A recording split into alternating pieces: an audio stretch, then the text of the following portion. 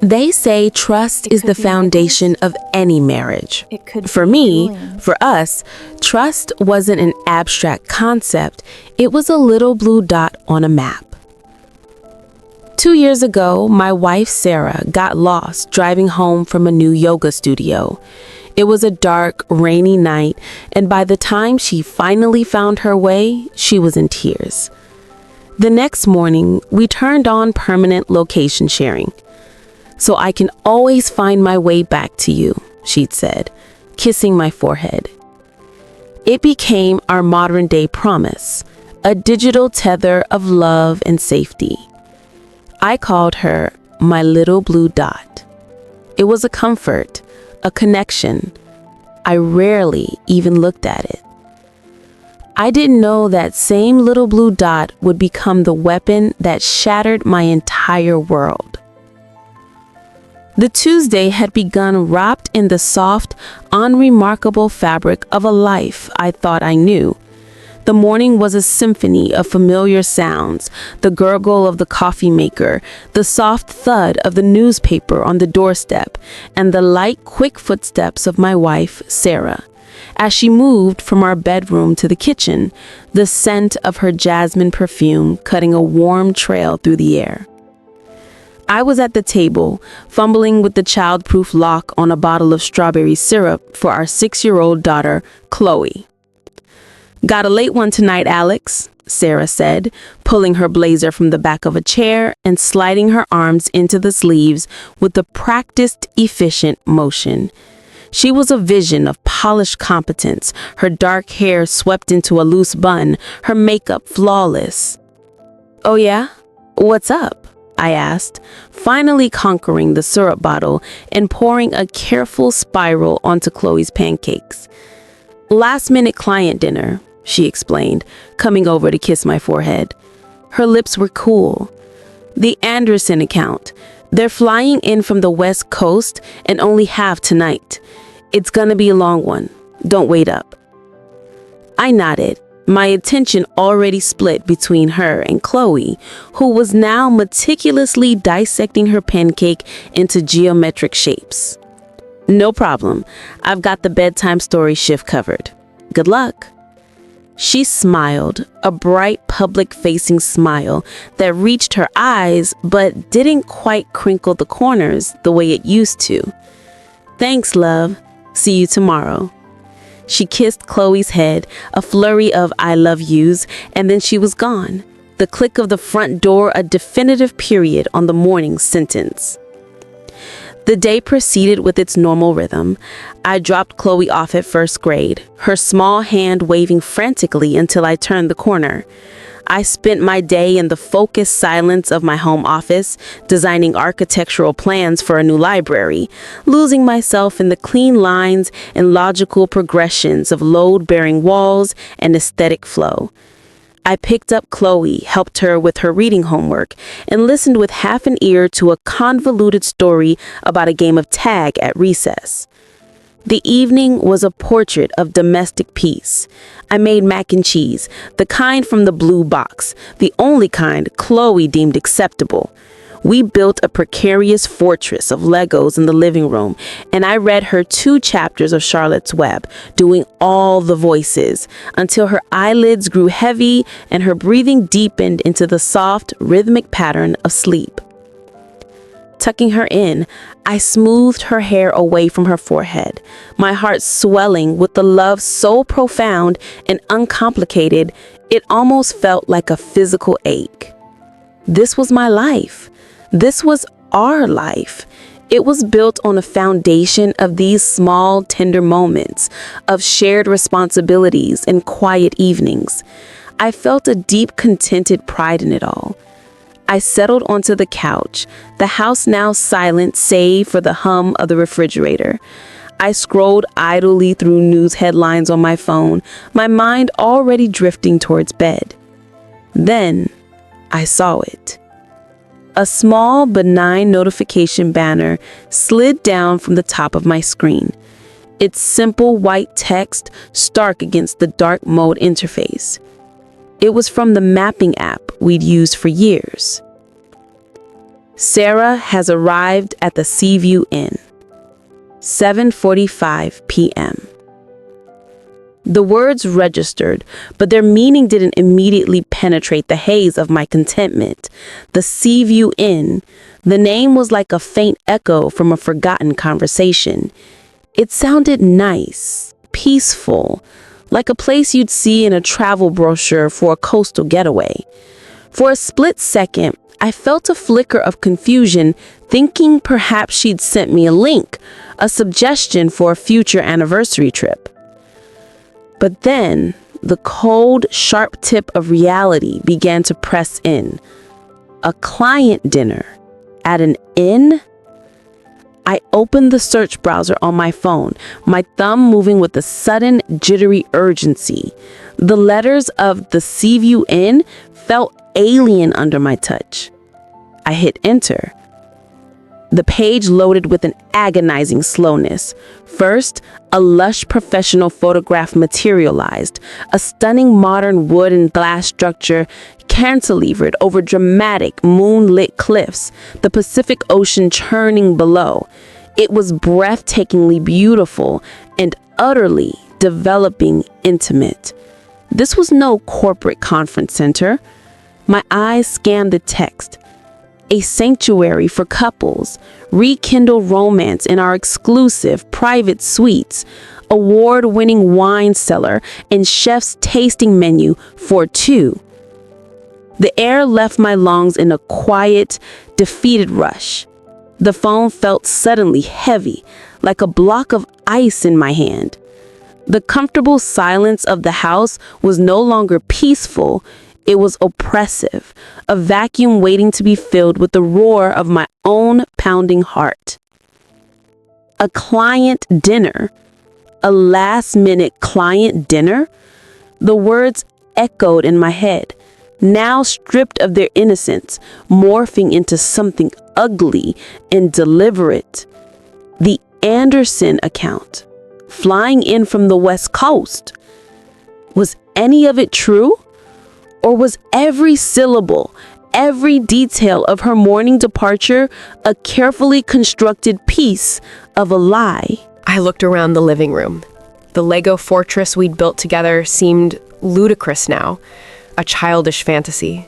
The blanket Sarah had knitted last winter, draped over the back of the couch, looked like a relic from a past life. Every object, every memory, was being recontextualized in real time, tainted by the glowing, unmoving blue dot on my screen that placed my wife squarely in the heart of a romantic cliffside inn. The foundation of my life, which had felt so solid minutes ago, gave a violent, sickening lurch. And in the new, yawning chasm that opened up beneath me, there was only one terrifying question. What else had been a lie? The initial icy shock of the notification quickly thawed into a hot, frantic buzz of cognitive dissonance. My mind, reeling from the impact, scrambled to build a levee against the rising tide of panic, grasping for any rational explanation that could keep my world from flooding entirely. It's a glitch, the desperate, hopeful part of me insisted. GPS isn't perfect. It pings off cell towers, it gets confused. Maybe there's a restaurant near the hotel with a similar name, and the algorithm just registered the larger landmark. I clung to this technicality, this digital ghost, as if it were a life raft. Sarah was savvy, professional. She wouldn't be so careless, so brazen. This had to be a mistake, a cruel, random error in the matrix of our lives. My fingers, now cold and clumsy, navigated back to her contact. I pressed call and held the phone to my ear, my own pulse thrumming in my temple. It rang once, a single, normal, connecting tone that offered a fleeting spark of hope, and then was abruptly cut off by the sterile, automated greeting of her voicemail. "You've reached Sarah Bennett, please leave a message." The sound of her recorded voice, so familiar and yet suddenly alien, sent a fresh jolt of anxiety through me. A dead phone. That was a plausible everyday occurrence. Phones died at inconvenient times. It was the most mundane of tragedies. She was probably at a loud restaurant, her battery drained, completely unaware of the silent alarm she had triggered in the home she'd left behind. I opened our text thread. Our last exchange was from this morning. A photo she had sent of Chloe, mid-giggle, with the caption, "My girl," followed by my heart emoji response. The normalcy of it was a gut punch. I typed slowly, carefully, each word a calculated performance of the man I was supposed to be, the trusting husband who had no reason not to be. "Hey, just checking in. How's the dinner going? Chloe's down for the night. Hope it's not too tedious." I hit send. The message was marked delivered, but there was no swift reply, no bouncing ellipsis indicating she was typing. The silence from her end of the line was now a physical presence in the room, a heavy, suffocating blanket. I stared at the screen, the bright rectangle a portal to this new, terrifying reality. The little blue dot remained, stationary, a fixed point in the universe that was my wife's betrayal. I began to pace. The soft carpet, which usually felt plush and comforting, now seemed to grip my feet, slowing me down. The ticking of the antique clock on the mantle, a family heirloom she had loved at first sight, became a metronome counting out the seconds of my agony. Each tick was a hammer tap on the fragile shell of my denial. Okay, I reasoned, a new theory forming. Maybe the client is eccentric. Some wealthy mogul who prefers the quiet of a hotel dining room to a noisy public restaurant. A power move. She did say it was a high-stakes account. I grasped at this straw, trying to weave it into the narrative of her career ambition, something I had always admired. But the website's language echoed in my head. A sanctuary for couples. Private suites. No corporate dinner, no matter how exclusive, took place in a sanctuary for couples. I found myself standing before the gallery wall of family photos next to the bookshelf. There we were, smiling on our honeymoon in Santorini, the wind in our hair. There was Sarah, heavily pregnant, her hands cradling her belly, her face glowing with an inner light. There we were, a trio now, covered in sand at the beach, Chloe held securely between us. I looked at the woman in those pictures, her smile, the love in her eyes that I knew was real, and tried to superimpose her over the woman represented by the motionless blue dot. The two images would not merge. They were incompatible, creating a dizzying double exposure of my past and my present. The rationalizations began to curdle, their flimsy structures collapsing under the weight of this stationary evidence. A 1-hour dinner, possible. A 2-hour, stationary, silent dinner in a romantic inn? The levee broke. The cold dread in my stomach was now a full-blown nausea. The room felt distorted. The familiar angles of my home seemed to tilt and warp. The trust I had worn as a second skin was being flayed from me, layer by agonizing layer, with each passing minute. I was no longer a husband waiting for his wife to come home from work. I was a man in his own home, conducting a silent, desperate vigil over the digital ghost of his marriage, watching a little blue dot hold the entire weight of his crumbling future, and praying for it to just move. The rational part of my mind, the architect who solved problems with blueprints and logic, had finally been silenced.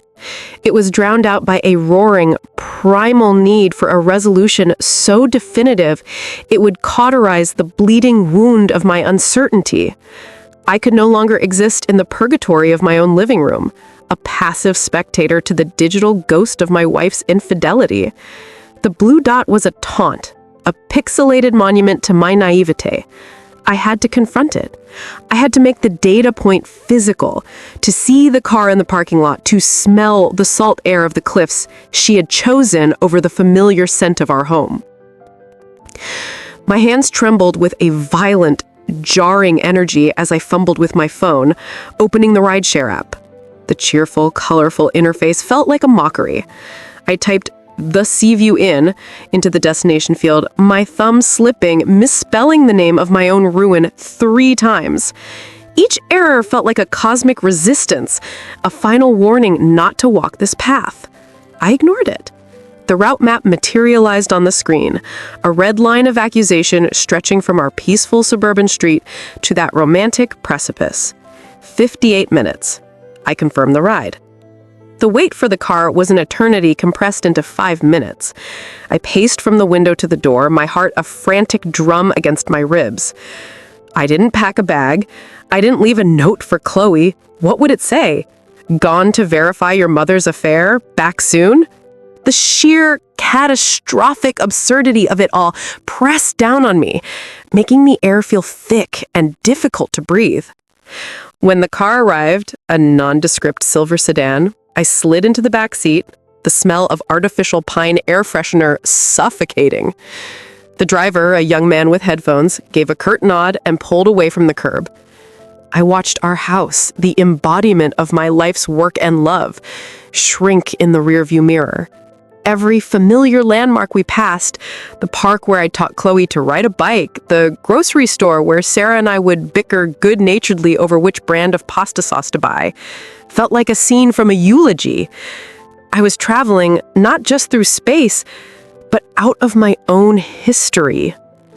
The city lights faded, replaced by the inky blackness of the coastal highway. The only illumination came from the dashboard and the relentless glow of my phone, still displaying that unmoving blue dot. It was my North Star, guiding me toward my own destruction. My mind, unmoored from reason, began to conjure vivid, torturous images. Sarah laughing, her head thrown back in a way I hadn't seen her in years. A stranger's hand on the small of her back, the clink of glasses in a quiet candlelit room. The images were so clear, so visceral, they left me nauseous and dizzy. I rolled down the window, letting the cold, briny air slap my face, trying to anchor myself in the present moment. And then, cutting through the roar of the wind and the pounding in my ears, her ringtone. The sound was so shockingly normal, so utterly out of place in my personal nightmare, that for a second I didn't comprehend it. I looked at the screen. Sarah. Home. The caller ID was a masterpiece of cruel irony. I tapped the answer button on the car's console, my throat too tight to speak. Hey, you. Her voice was a cascade of breezy, effortless normality. It was the voice she used after a good day at work. The voice that said everything was fine. Sorry, my phone died. The dinner just wrapped up. It was so boring. I'm exhausted. Heading home now. The lie was so seamless, so perfectly delivered, that it stole the air from my lungs. It was the performance of a lifetime. And for a horrifying second, I wanted to believe it. I wanted to tell her to drive safely, that I'd see her soon, that we could slip back into the beautiful fiction. But the blue dot on my screen hadn't moved. It was still anchored to that. The silence that followed was the most profound sound I have ever heard. It wasn't empty. It was dense, heavy with the collapse of 1,000 shared lies and 1,000,000 shattered promises. It was the sound of 7 years of marriage disintegrating into static over a hands-free car speaker. In that silence, I heard it all. The gasp she tried to suppress, the frantic recalculations behind her eyes, the terrifying, plummeting realization that the game was over. When her voice returned, it was a foreign, strangled thing, stripped of all its polished ease. How did you... There was nothing else to say. No question to ask, no answer I could bear to hear. I reached out a hand that felt like it belonged to someone else and pressed the red end call icon on the console screen. The connection severed, leaving only the hum of the tires on the asphalt and the ghost of her panicked voice hanging in the air. I told the driver to pull over. I needed to be still. I needed to watch the little blue dot that was my wife finally begin its journey back to a home that no longer existed. Of course, here is the conclusion and a powerful call to action that mirrors the emotional tone of the story and effectively promotes the Life Secret Stories channel. I sat in the idling car on the dark shoulder of the highway, the silence so complete it was deafening. The only light came from my phone, still clutched in my hand like a relic from a past life. I watched the little blue dot that was my wife finally begin to move, tracing a path along the digital map back toward our neighborhood, back to the streets we drove down to get our Christmas tree, back to the house that held our sleeping daughter. But it wasn't her anymore. Not the her I knew. The dot was just a coordinate, a set of latitude and longitude attached to a stranger. The symbol of our connection had become the proof of its dissolution. Every memory, our first date, the way she cried when she held Chloe for the first time, the feel of her hand in mine as we fell asleep, was now retroactively tainted, rewritten by the cold, hard data of her location and the devastating silence on the phone. I didn't follow her. The confrontation was over. The truth, ugly and absolute, had been spoken in that one choked question and the void that followed. Driving home to face her, to see the guilt in her eyes and speak the words that would officially end our marriage, was a battle for another hour, another day. Right then, I was a ghost, haunting the periphery of my own life. The map of my future, once so clearly charted, was now a blank, terrifying expanse. The man who had gotten into the car was gone, and I didn't yet know who would take his place. All I knew was that the foundation of my world had not just cracked, it had been vaporized, leaving me floating in a dizzying, silent freefall. That night, a single notification revealed a truth I was never meant to find. But what happens next? The confrontation, the fallout, the struggle to pick up the pieces. That's a story for another time.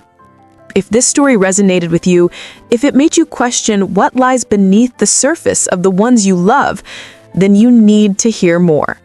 Subscribe to Life Secret Stories and hit the notification bell. We bring you the shocking, emotional, and true stories that are usually kept behind closed doors. Stories of betrayal, resilience, and the secrets that can shatter a life in an instant. Join our community and uncover the truth that lies beneath every smile. Subscribe now. We all have a story. What's yours? Share your thoughts and experiences in the comments below.